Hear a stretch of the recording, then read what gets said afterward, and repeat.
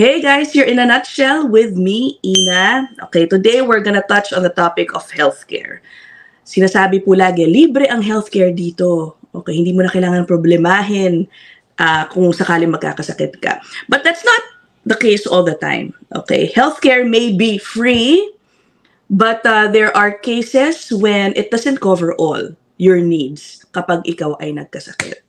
Mahirap din in some instances magkasakit in Canada. Katulad na lang po dito sa sitwasyon ng ating kakausapin, si Marilyn Sildo. Hello, Marilyn. Hi, good morning. Ayan. Okay, alam mo, Marilyn, I'll get right to it. Si Marilyn po was diagnosed with stage 4 breast cancer, no, Marilyn? Yes. Yeah, this happened when? Can you una sa lahat, Marilyn, I am, I'm sorry to hear that you've been diagnosed with that, but I am inspired by your story, okay? Nabasa ko po ang kanyang story and we'll talk about that. Sige, Marilyn, share with us about when were you diagnosed? That was last year. Dumating ako sa Canada as a student in July 31. That was last year. And then nag-start yung school September. I started fall last year, and then na-diagnose ako ng cancer after 3 months. Grabe, Stage 4 cancer. It's a breast cancer, pero nagkaroon ako ng brain mets. Ibig sabihin, kumalat na siya. That's why stage 4.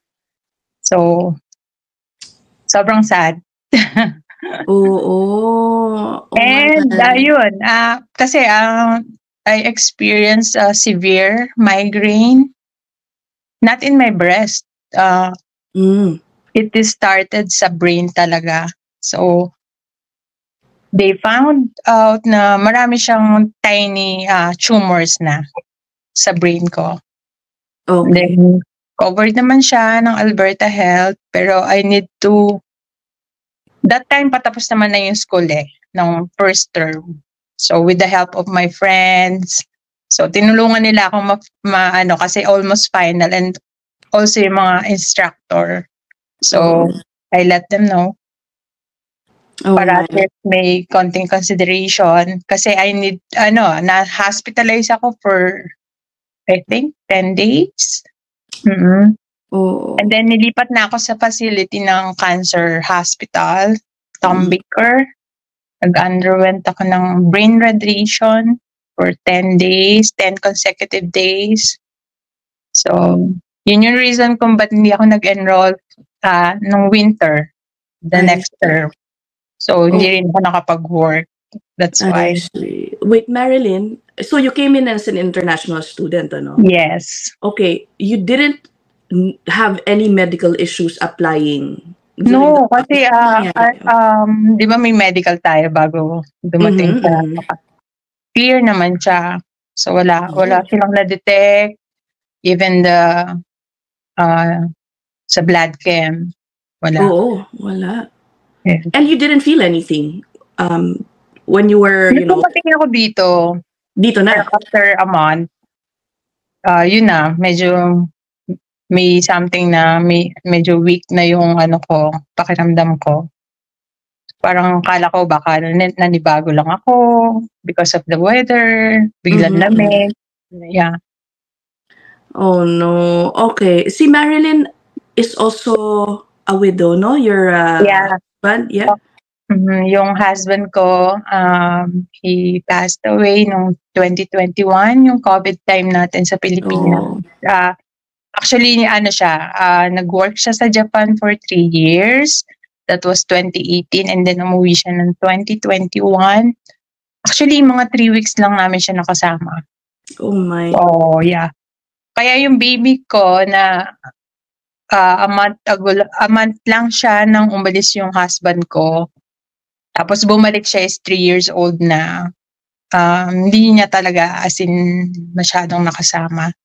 Kasi nung dumating siya, nagkaroon siya ng COVID dito for 3 weeks, and then yun, nawala siya. Oh no, Marilyn. Ano ba yun? I'm so sorry to hear that. Yeah, it's okay. Oo. At that time, when your husband was still alive, were you two planning on going to Canada? Ganun ba yun? Yeah, When did you... mm. Oh, A okay. year before siya nawala, may plans na talaga na after that, pupunta tayo ng Canada kasi nga since galing na siya ng ibang bansa for the future ng mga anak namin. I have two. Yung eldest ko is 14 years old and then the youngest is 6. Nasa Pilipinas siya ngayon. Oh, Yung okay. eldest is kasama ko. He arrived last March. So 4 months na siya ngayon dito. All right. Okay. So, buti tinuloy mo, no? Yung plano niyo mag-Canada, hindi mo siya... What happened to your husband didn't stop you No, from yeah. continuing. Oo. Ay, nako, but yun know nga, ito nangyari kay Marilyn. So what is your routine like now? Because you are getting, regular treatments from, dyan po, nasa Calgary po pala bale si Marilyn, ano? Mm-hmm. Oo. Right now, nung last March, good news naman siya kasi lahat ng tumors ko, I think from the brain radiation yun nag-shrink naman na siya lahat. Ay, naku, okay. And from stage 4, yun, cancer pa rin naman siya kasi kailan lang naman ako na-diagnose. Ibig sabihin, medyo maganda yung naging response ng katawan ko. And then nagkaroon ako ng clearance from the oncologist na mag-aral ulit. Alright, So, okay. nakapag-enroll ako nung May and then at the same time, nagpa-part-time job ako sa restaurant. Naku, Marilyn, ang hirap. Ang hirap kasi wala kaming means of so I need to work ng midnight, twice or thrice a week. Kasi hindi ka naman pwede mag-work ng full-time kapag student ka. So, it should be 20 hours lang. So, hindi ka pwedeng over 20 hours. Oo. But since you were basically forced, syempre, kailangan mo na to help yourself, seek treatment for your condition, you stopped schooling for a while, di ba? Pag ganyan, what happens to your to the studying part when something like this happens? Ano yung sinasabi sa school? I have to continue kasi mawawalan ako ng status. Mm-hmm. So, isa rin yun naghahunt talaga ako ng makakonect ako na baka bigyan na lang ako ng compassionate program. Yeah. Dahil sa case ko. Kasi ang hirap talaga ng medication ko, it's very expensive kung dadalhin ako sa Pilipinas ulit. Oo. So at least actually, did you seek help, Marilyn? Did you ask about yung mga settlement offices na baka makatulong sa ganitong sitwasyon? Tama ka, to get you with a different status. I don't know, something like that. May ganun ba? Narinig ko lang siya from a friend na meron ngang ganong program, parang compassionate. Yeah. Okay. I don't know kung talagang pasok ako doon sa status na yon. Parang yata yun pag nawalan ka na ng status, so pwede kang lumapit. Pero you need an attorney. Oh, may ganun. Yeah. Sige. Di bari, para sa'yo, meron akong pagtatanungan after nito. And I will tell you kung baka meron kang ibang option. Okay. So, ang sabi ko nga dun sa intro, Marilyn, free. Di ba? Free ang healthcare dito. At lahat ng mga nababanggit naman po ni Marilyn na ongoing treatments niya sa radiation, etc., yung pagko-confine niya noon, paid for. You didn't have to pay for anything. But that does not mean na sapat po yun. Okay? Healthcare may be free here in Canada, but let's say dito po sa sitwasyon ni Marilyn, marami pa po siyang ibang medical needs na hindi po covered ng healthcare dyan. Yeah, can you tell us about it? Ano yung mga kailangan mo na hindi covered? Ang covered lang kasi nila is yung basta related to cancer procedure, medicine yun, covered yun. Pero aside from that, syempre yung transportation ko from parang twice a month kasi pumupunta ako ng Tom Baker. So, hindi siya covered. And then, yung mga Meron din kasi akong high blood, pero yun lang, yun, may maintenance ako, not covered yun. And then yung other supplement ko. Oo. Ang hirap Imagine, she's being treated for cancer and yet she has to continue to work to make ends meet dahil I need to kasi nandito rin yung son ko. So, talagang mahirap. Kasi talagang naubos yung funds ko for almost 5 months na hindi ako nakapag-work. Kasi I was so weak during treatment na yon, after the radiation, na hospital pa ako for 2 weeks again. Kaya nga nung Christmas, yung first Christmas ko in Canada and New Year, very memorable kasi mag-isa lang ako sa hospital. Oh my. So, talagang oh my God, experience ko, mag-isa ka lang. Ay, nako. Ano ba to? Ayun na nga eh. But you came here with enough budget, assuming that you were just going to study. Ganun ba yung sitwasyon? Yeah. Ayun na nga. And then, syempre, yung dalawang anak ko sa Pilipinas that time, they are both in private school. So, kailangan ko ituloy yun doon. So, lahat ng savings ko talaga monthly, pinapadala ko sa kanila for the tuition fee. So, were you hoping, kung hindi na-diagnose si Marilyn, she would be just, studying, doing part-time, tapos tentuhan mo yung dalawang mong kids. Yes. O, yun na nga. Pero syempre nga, dahil hindi po rin siya nakapag-work, talaga nga namang naubos ang kanyang baon. Do you think about sometimes going back to the Philippines? Kasi mag-isa ka, basically, caring for yourself with cancer. No, kasi mahirap. I mean, mahal ko yung Pilipinas, pero alam mo naman yung natin. Tsaka sino pang tatanggap sa akin with my case na company tatanggap ng stage 4 cancer. I don't think may mag-accept pa. Unlike here, hindi na siya tinatanong kung basta kaya mo mag-work. Kasi I can work 3 times a week until midnight. So, nakatayo ako for 8 hours. So, yun. At least dito, we're earning. So, nasusupport ko yung kahit paano, yung rental namin. Pero, struggle talaga. Kasi part-time lang. Sige. By the way, guys, merong GoFundMe page for Marilyn. How's it going? Yung fundraising. Again, these are to meet her daily needs apart from medical needs. Because you can just imagine, ano ba ito? Marilyn is by herself. Yan po ang isa sa mga, I guess, downside of being sick here in Canada. No, Marilyn? Na parang, wala kang pamilya tulad ng nandun tayo sa Pilipinas, may mag-aalaga sa'yo. Dito, libre nga. Pero, di ba, paano yung sa'yo, Marilyn? Naiisip mo yun, I'm sure. Mahirap, malungkot talaga. Kaso nga lang, you have to fight, you have to be brave. Kasi, since maliliit pa yung mga anak ko, parang try pa din hanggat nandito. So, parang ayoko mawala ng pag-asa. Baka magkaroon kami ng status. Yeah. Alam mo, exactly. And those things are making your recovery even more stressful because iniisip mo yung status nyo, no? Yeah. Actually, yun lang naman yung medyo burden kasi nga mag-expire yung visa namin on November 30. So, kailangan makapag-submit ako ng extension next month. So, inaasikaso ko pa siya. Tapos, yung schooling mo, ginagawa, sabay-sabay lahat ba? Bale, Marilyn, sabay mo lahat ginagawa.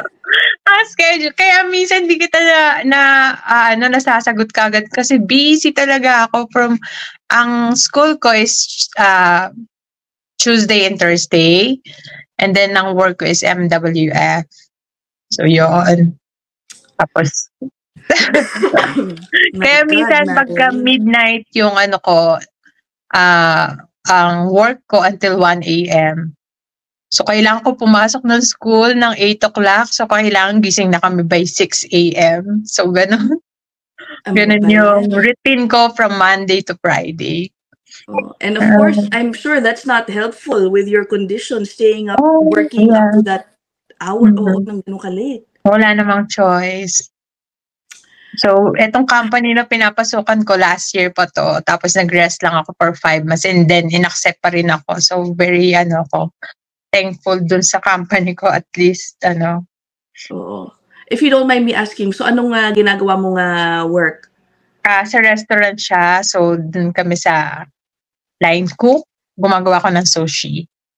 Sa Canadian, nice. Canadian food, pero may sushi siya. Oh, nice. Sushi. Ay, naku, Marilyn. Sige. Alam mo, hopefully, some of our viewers might have ideas on how to get you status or, I don't know, help you out in any way. Again, I will put up yung GoFundMe page for Marilyn. Kamusta yung Filipino community dyan? I'm sure some have heard about your story there, tulad nung nag-refer sa akin nung storya mo. Yeah, yung migrante. Okay naman, ina-assist nila ako from time to time. Actually, nag-meet kami last 2 days ago. So, yun. So, thankful ako kasi tumutulong naman talaga sila din.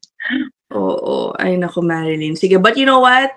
At least, good news yung nabanggit mo kanina, no? That you're responding well to your treatments. Yes. Sana magtuloy-tuloy. I will definitely... Yun. Everyday talaga nagpe-pray ako. So, asking, pray harder talaga.